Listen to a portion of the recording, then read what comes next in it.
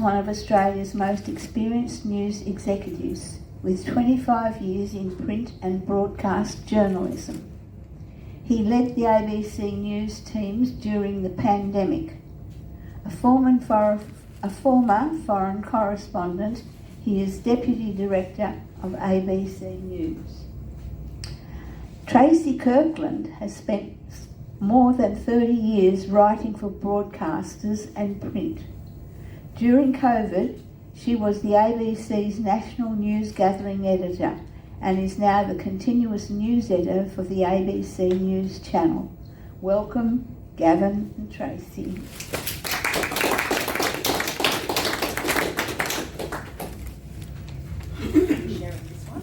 Well, I'm not sure. I think there's only one here. Oh, we can share.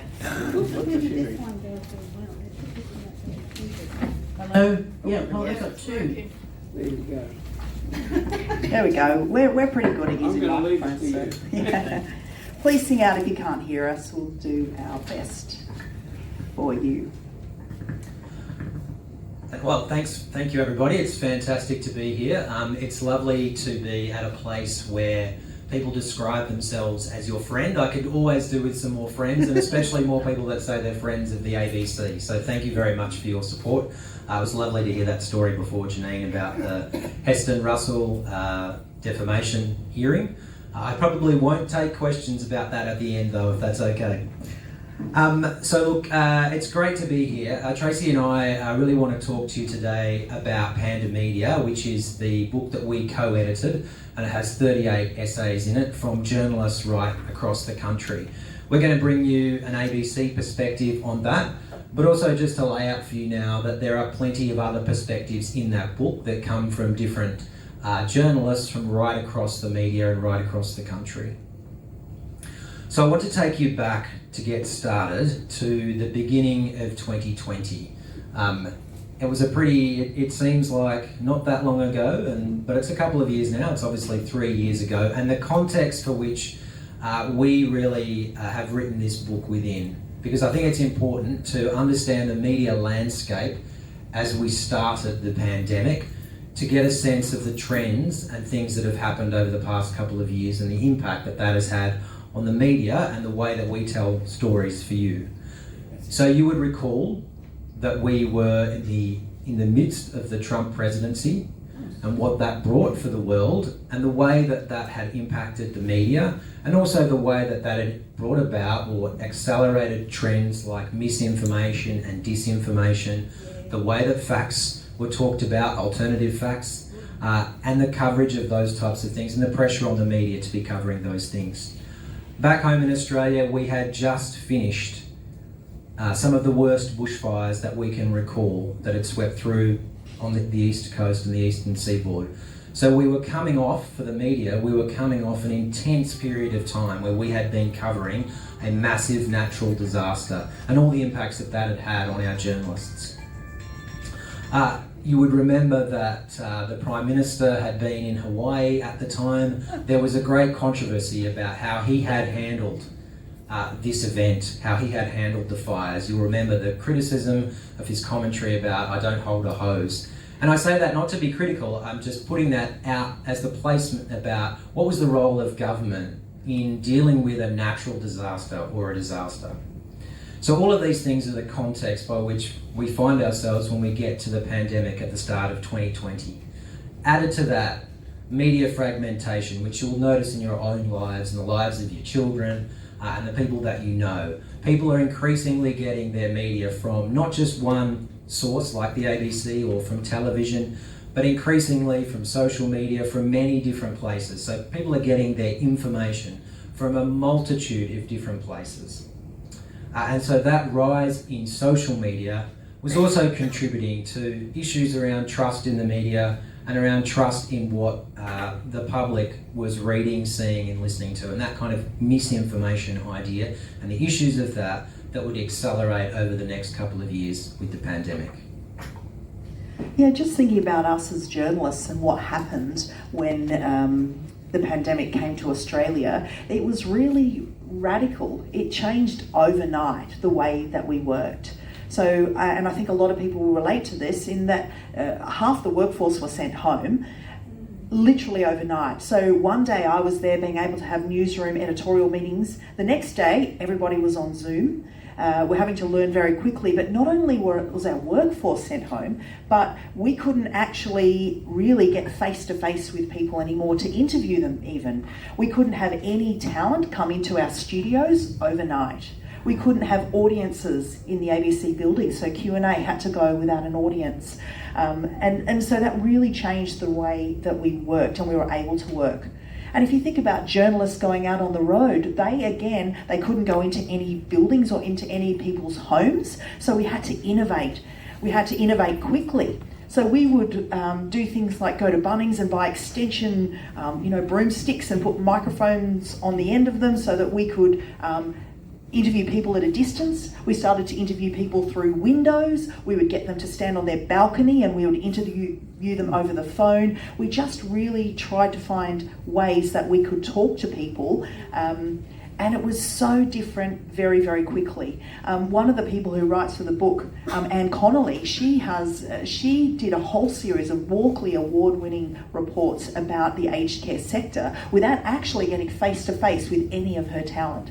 So she had to innovate. She had to interview through windows. She had to interview over the telephone. There were things for a broadcast journalist that were so new and so different, and we had to change on a dime. We also had the rise of things like Skype interviews and FaceTime interviews, things that you hadn't seen before really on broadcast TV because we had a very, very high level of quality, and so we would always send a full high level broadcast camera and sound person out to do an interview. Now we were just doing them, I know you'll remember, in people's living rooms, in people's bedrooms. We saw people's children. We saw all sorts of things on people's shelves. We were having to say, oh, you're going to have to move that. That's a little inappropriate for television.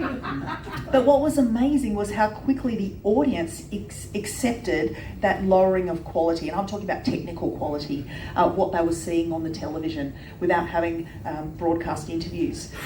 So things changed for us very quickly, very rapidly, and we were having to innovate in the way that we tell stories.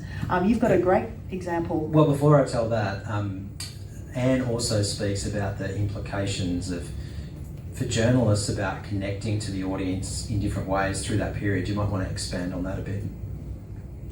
I don't know what you mean. Well, that didn't work, did it? Well, Anne talks about in her essay in the book about how, in a way, having to innovate like that and having to find different ways to connect with the community actually helped, in a sense, to do some old-fashioned journalism, which was to really go back to spending a lot of time with people, hearing people's stories, really going quite deep on making connections in the community. The stories that she told that ended up winning a gold Walkley took months to gather, and she needed to work with people and their families to be able to get access inside aged care homes and other facilities to be able to find out what was going on with these stories. And so in some ways, one of the implications of that was the way that a reminder that even though the technology had helped us, the storytelling, the requirement to actually go and speak to people was so important. And that, I think, is something that we take away from the pandemic. Yeah, and look, Anne writes about in her essay too that she has some concerns about young journalists coming through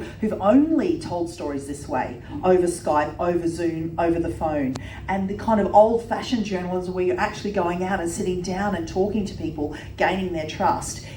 It's not forgotten, but we have to go back to some of that to be able to tell those really, really important stories. And Tracey, you prompted me to talk about David Lipson. So I just want to also talk about the implication on the changes in our news gathering from a story like this and from a health emergency like this. And you'd remember the impact on your own lives. But for journalists, there's a sense of that when you're covering something like this, you want to be able to go up close to the story, to have some purpose about doing your job, which is to be able to find out what's happening and inform people about that. And if you can't do that, sometimes there's a bit of a sense of guilt about, well, why can't I do my job? What's my purpose here? And so early on in the pandemic, David Lipson, who was our Washington correspondent at the time, wanted to go and cover what was happening in New York. And you may remember that in the early months of the pandemic in North America, there was quite a horrific death toll, and in New York, there was a situation where in Central Park they had to create a makeshift morgue, and there were people that were being taken there, the bodies of people that were being taken there. David was down in Washington, and we wanted to send him to cover this story because we're starting to see the implications of this pandemic in a community that would really, for us, thinking about would that be relevant here and trying to understand what was happening and what health authorities were doing. But what we had to contemplate at that point was, what is the risks for our journalists about going into that environment? This is pre-vaccine, this is pre any idea about how we would get to the end of this. So we routinely do a risk assessment about whatever assignment that we go on. But for this one, it really brought home the idea of the impact of this story for us as journalists and for the media, because we had to talk to David about everything from, would you wear a hazmat suit to go into New York? How would we send you into New York? Would you have to just drive through with the windows of your car closed?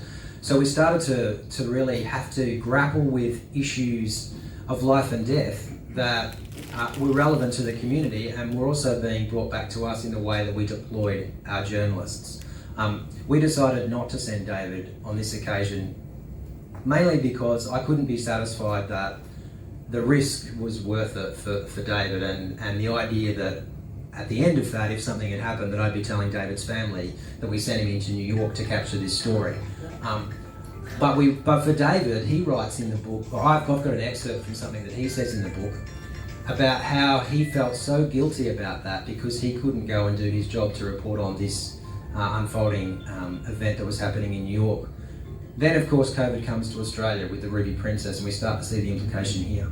Yeah, I remember when we were sending reporters down to the Ruby Princess, we were telling them, stand way back. And this is at a time we didn't know much. We really didn't know. It hadn't really come to Australia. We didn't know how the virus was transmitted. We didn't know how you could catch it, how long you had to be around people, whether it was from touching a surface. We really didn't know very much at all. And we sent people down to the dock and said, kind of keep your distance, but try and talk to people. And that was a big change when it first came here. But I think the interesting thing from there, if you look at the politics around the virus, from that point on, you saw, and you will all know this because you saw it play out, the rise of, well, not the rise of the premiers, we all knew they already were there, but, all of a sudden the premiers stepped up alongside their chief health officers, who they relied on heavily at that time to really get the information out. For us as the media, the appetite for information was insatiable. Like, it was unbelievable the amount of people that obviously needed information, and they turned to the media. So we had this massive rise in audience numbers. And then obviously when the daily press conference started, which I'm sure you all know, and on News Channel we played all of them, so you could see every state's News Channel in press conference in full. We had an incredible rise in the number of people that were turning to us for their news. So just before it hit, trust in the media was on the decline. And then all of a sudden there was a huge uptick because people needed information. And I talk about in my essay some of the research that was done in the later years of COVID, and it said that first 6 months, if they analysed the information that was coming from the media, it was all information based. Basically, we were just trying to process, trying to analyse, trying to work out the best things to be telling the audience to help them to be able to navigate what they needed to do, where they needed to go, when they could go home, when they could leave their house, how far they could travel, whether they could go to work or not. But also at the same time, should they wear a mask? How's this thing travelling? How can we catch it? And we were analysing data, we were analysing scientific papers, we were trying to tell this story, which was moving rapidly, and we were learning as we went. So the daily press conference was interesting. Sorry, did you want to say? Oh, I was just going to say, and one of the insights which you probably were about to go on to talk about was how we have to engage with the audience on some of these stories and the desire for information as a news gathering or as a news tool. Yeah. I was going to talk about the Daily Press at first, but we can jump all over the place. The Daily Press Conference is really interesting to me because I think there were so many people who watched it, and they watched all of it. So if we went for 90 minutes, everybody watched, not everybody, most people watched all the way to the end. It was fascinating what the audience was doing because that need for information, and the press conference gave the audience access to information directly. So it wasn't coming through a journalist, they were hearing it directly, they were hearing all the questions, all the answers, they were hearing from the premiers, hearing from the health officers, and a lot of people really appreciated that.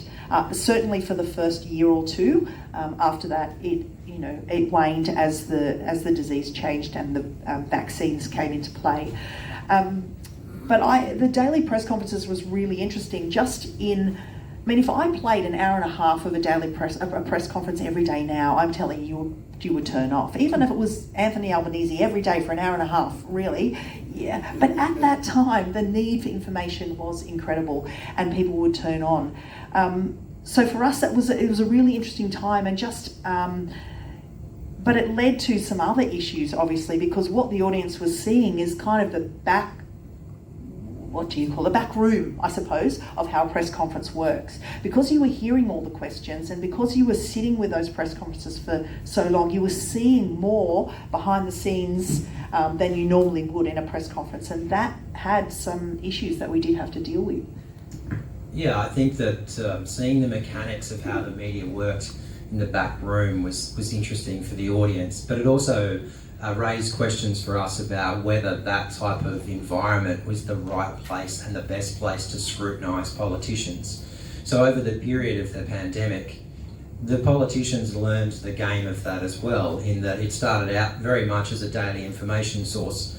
But if you were to watch all of those press conferences over the period of that 18 months where we took them all live, they clearly became an avenue for politicians to get across their key political messages as well. And so for the media, the question for us became, is it worth us continuing to engage in this, continuing to play these out in totality? Are we actually being able to utilise these events for scrutiny of public politicians?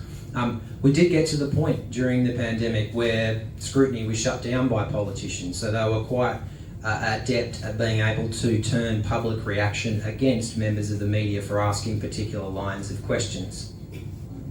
The most famous parts of this is, of course, Dan Andrews in Victoria. And in Victoria, what we saw was this immense polarisation of the audience between people that were "I stand with Dan" and the hashtag on social media, and people that thought that everything that Dan Andrews said was wrong or a lie or some conspiracy, and a really intense polarisation. So for journalists in the middle that are asking questions and trying to interrogate government decisions, and let's remember, we were living through a period where our government was putting in some of the tightest restrictions in living memory about our access, about how we could move around, about our engagement with each other. So it's important for us to be able to ask questions about this. But there was a strong backlash. So Rachel Baxendale, who is a reporter for The Australian, who's their political reporter, who went to every Dan Andrews press conference for the whole 2 years. She talks about, in her essay, about after press conferences, the types of abuse that she would get from the audience on social media. Horrible abuse, death threats and threats of sexual violence against her. And this was because these issues polarised the community so intensely through this period. And it really made us, and has to make us, think about, are these types of engagements the best ways to scrutinise politicians? But also it is a theme that we come through and that we have to think about now, which is community polarisation around issues is becoming more and more intense.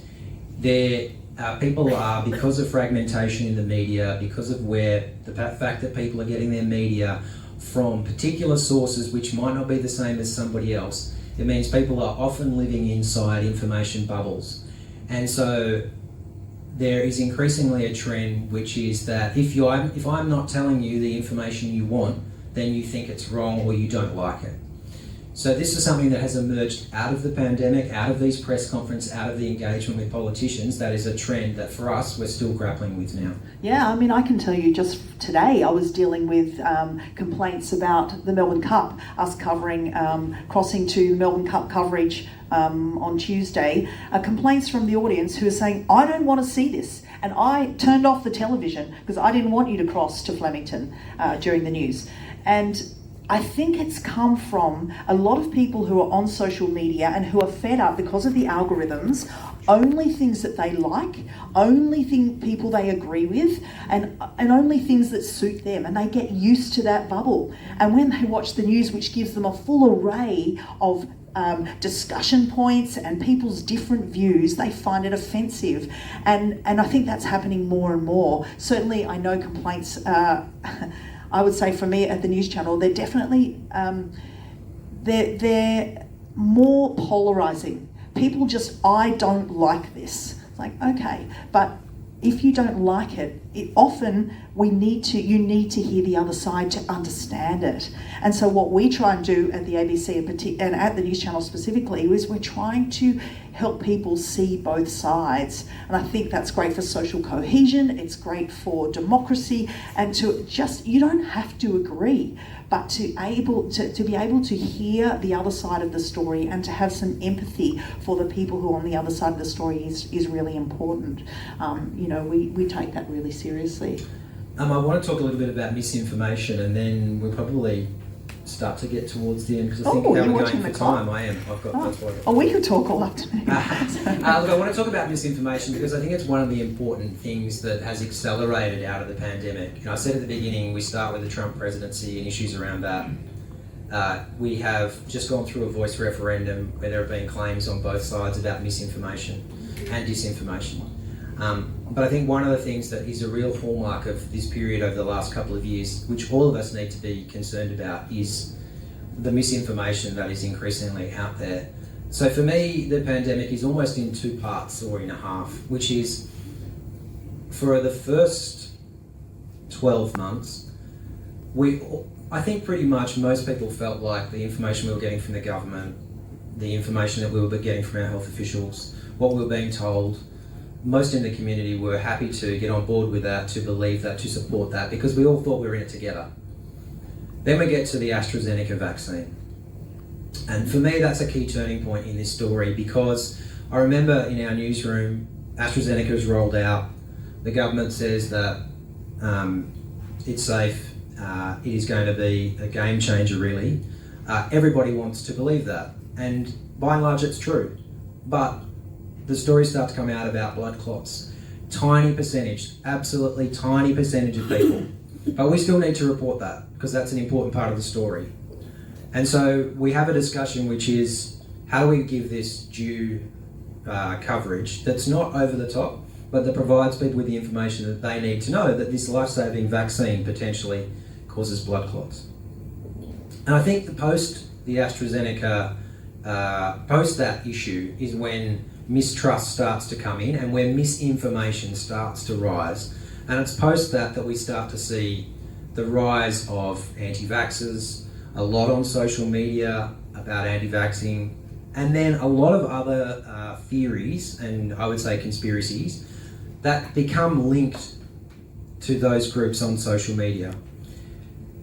We fast forward to today, we're seeing the trends of that still now. And it's because, one of the reasons, I should say, I can't give you a total because, one of the reasons is because of this fragmentation in our media environment and because of the places where we go to get our stories and because of what Tracey was talking about, which is that of this polarisation of people wanting to only hear what they want to hear. And I think it's really important, I bring it back to the ABC, I think it's really important for our organisation and for a public sector service organisation which believes in the public interest to be able to present both sides or a variety of perspectives, weight of evidence, but a variety of perspectives on stories, because that's how the public, that's how the audience can be informed.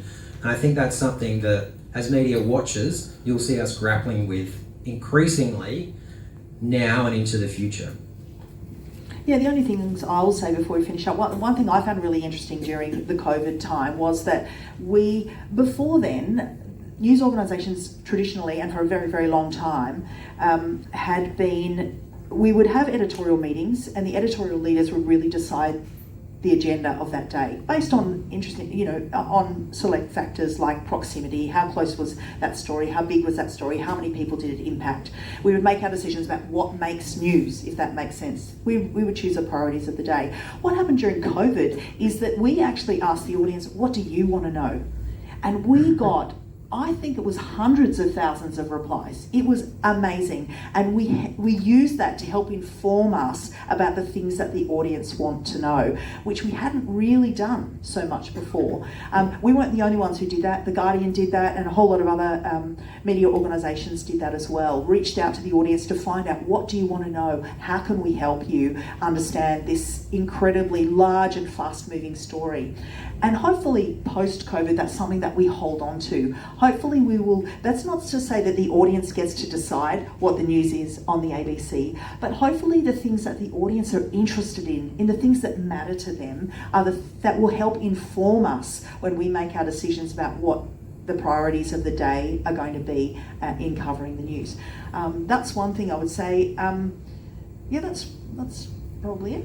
Oh, and I don't know, do you want to know how the book came about, really briefly? Just because Gavin and I would always get into these big philosophical discussions about our role. We take our jobs really seriously, and the leaders at the ABC do. We talk about almost every day about what we're doing above and beyond the editorial decisions. We talk about the strategy and the things that we're trying to achieve and the ways that we can do our job to the best of our abilities, to the highest level of integrity and the highest level of accuracy. I mean, we literally have these discussions. And so we were talking about how interesting things were under COVID and the ethical decisions we were having to make more than ever before, like the AstraZeneca decision. How do we tell that?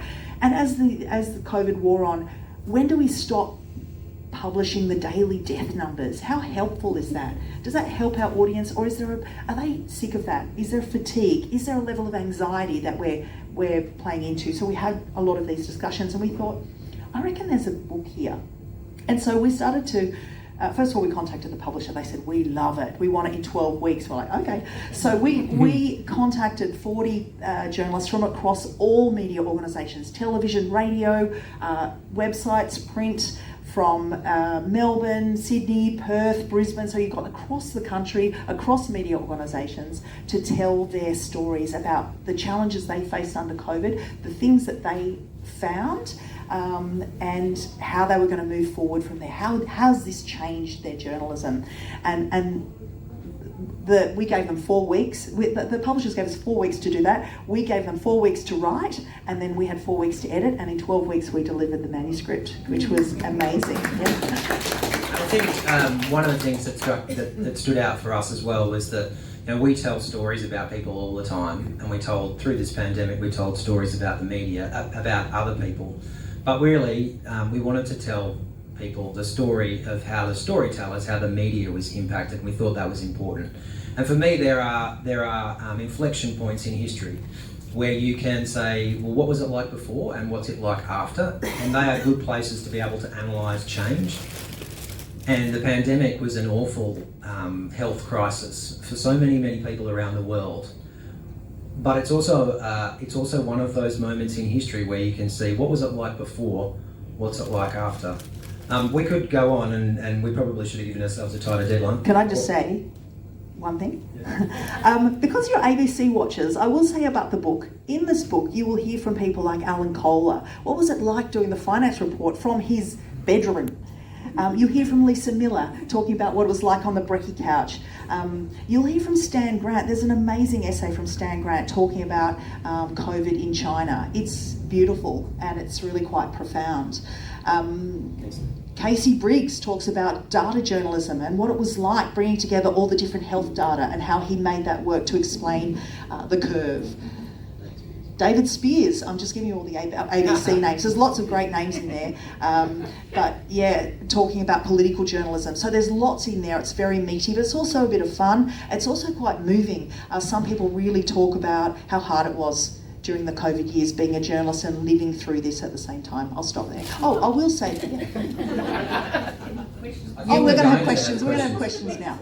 Questions? No, hang on. Yeah, I just will say all the money from the books also doesn't come to us, it goes to the Indigenous Literacy Foundation. So everybody that we asked to write, we also asked them to write for free, and they all said, almost all of them said yes. I'm glad you did that. I am terrible. After 23 years at the ABC, I am terrible at selling anything, so good on you for doing that one. And I'll give it to you, Gavin,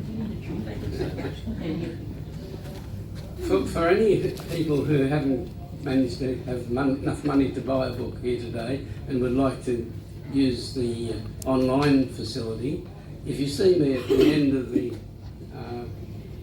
meeting, I'll be able to share those details with anybody so they can get a book here, because I'm looking forward to reading it. And this is one of the reasons why I'm a friend of the ABC. Now, we have time, short time, for some questions, and I'd like them to be asked through me if they, and